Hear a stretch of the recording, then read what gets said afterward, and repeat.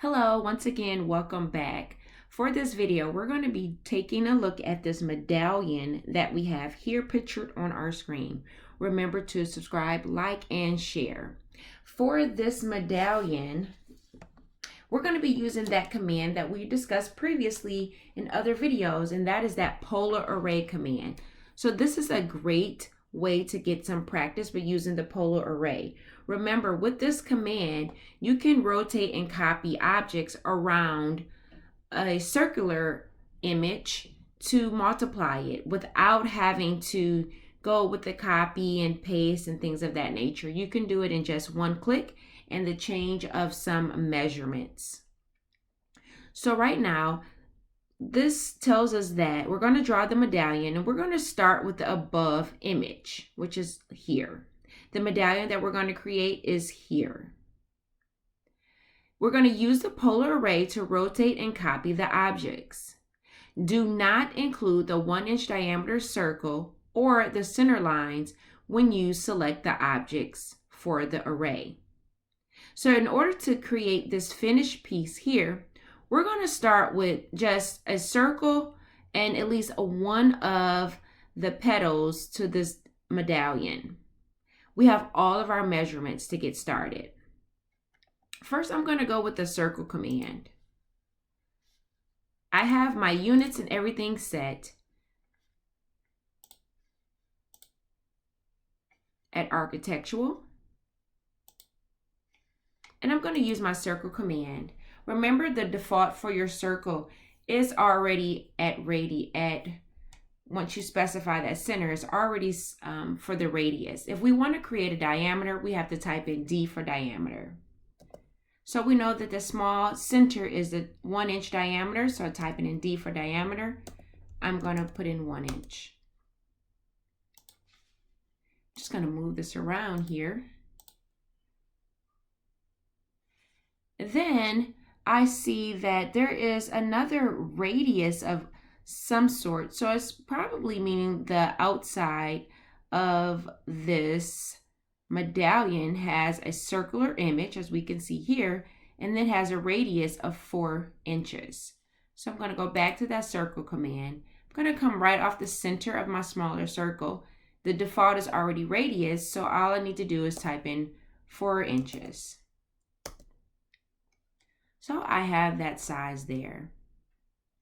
The first petal of my medallion, I'm going to go ahead and use my construction line and make it a horizontal line by typing in H and just run it through the center here. Scroll out and scroll back in. And there is a distance of a 15-degree angle from one side to the next. So I'm going to use my construction line again because I like to use my construction line as guidelines. So I'm going to type in A because I do have an angle, and that angle is 15 degrees, and slide that right in, and I'm going to come again off of the center. Now at this time, I have this area created over here to the right side. Now I can go to the right side or I can go to the left. It's up to you. But I know that I have another radius of 3/8 of an inch in 2 places. The first place is at the bottom and then again at the top here. So going over to the side, I'm just scrolling in and out. I'm gonna press pan to kind of just move this over a tad bit there. I'm going to use my Phillip command to make those smaller radiuses. So I have a Phillip and I'm going to select R for radius. I'm going to type in 3/8 of an inch. And then now it's telling me at the bottom in my command bar to select the objects or the first object. I'm going to select the horizontal line and I want to give myself that curve. So I'm going to go to the outside circle and notice that it forms the shape. Left click to release it. I'm going to right click to stay in the command, or you can press enter to go back in the command. Type R for radius. My radius remains 3/8 of an inch. Press enter, and I'm going to again select the first object. Now notice that I selected the line that is on the angle, which is that construction line of 15 degrees. If I select the outsides of the circle, you see my shape goes in the wrong direction. So if I come to the inside and select that part of the circle, notice that my Phillip curves to the correct side. I'm just going to go ahead and left click to release. And now I have something that is looking like a petal for this medallion. At this time, I'm going to go ahead and just trim things up. I'm going to get rid of that portion of it, and I'll get rid of or delete the rest of those guidelines. And at least I have that one side created. Now, once you have this, you can go ahead now and use the polar array, because all we need is at least one side completed or one piece. Going up to that array, rectangular array, and then going down to polar array. I'm going to select polar array, and it's asking me in my command bar at the bottom to select my objects. And I want to just go ahead and array everything that I created. I'm not going to worry about this little small piece here. I'm just going to leave it, and I'll explain in a moment. Once everything is selected, you can press enter. And then I'm going to specify that center point. I want it to come right off the center of my smaller circle I created. And I left click, and it jumps into having that default of 6 items. Well, if I zoom in and I'm looking at my pedestals, I'm just going to count. Normally it will be a distance in here written, and it will tell you how many that you have. But for now, we're just going to go ahead and count.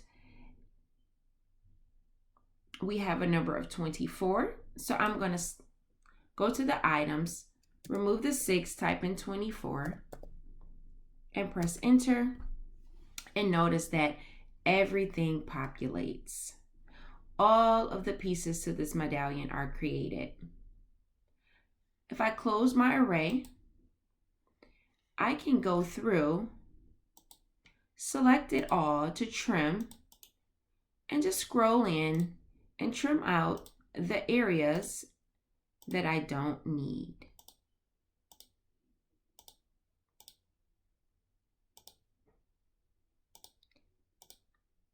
Once you have this all completed, we're going to have that finished product.